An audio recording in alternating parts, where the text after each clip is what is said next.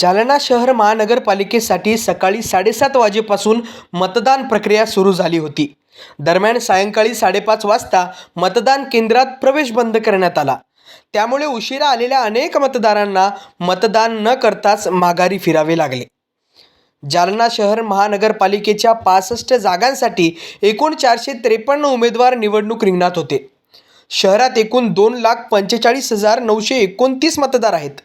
सायंकाळी 5:30 वाजता मतदारांना केंद्रात प्रवेश बंद करण्यात आला. त्यामुळे 3:30 वाजेपर्यंत 45.94 इतके टक्के मतदान नोंदवण्यात आले. 5:30 वाजेपर्यंत मतदान केंद्रातील मतदारांचे मतदान हे सुरू होते. दरम्यान 50 ते 54% मतदान होईल असा अंदाज व्यक्त करण्यात आला. एका मतदाराला 4 मतदारांचा वेळ लागत असल्याने यंदा मतदानाचा टक्का घसरणार असाही अंदाज बांधला जात आहे. जालना शहर महानगरपालिकेच्या निवडणुकीसाठी आज मतदानाची प्रक्रिया सुरू आहे. आता मतदानासाठी 7 मिनिटे आणखी बाकी आहेत. 5:23 आता होत आहेत आणि जालना शहरात एकूण 16 प्रभागांमध्ये आज निवडणूक होत आहे. मी आता जुना जालना भागातील एका मतदान केंद्राबाहेर आहे. आतापर्यंत 3:30 वाजेपर्यंतची आकडेवारी हाती आली आहे. त्यानुसार 45.94% मतदान झालं होतं. आता 5:30 वाजत आहेत आणि 5:30 वाजता मतदान केंद्रामध्ये प्रवेश बंद करण्यात येईल.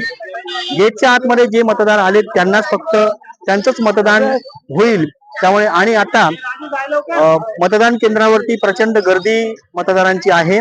त्याचं कारण असं की जवळपास एका प्रभागामध्ये एका मतदान केंद्रावर 4 मतदान मशीन म्हणजे बॅलेट मशीन वरती मतदान करावं लागत असल्यामुळे मतदानासाठी वेळ लागत आहे.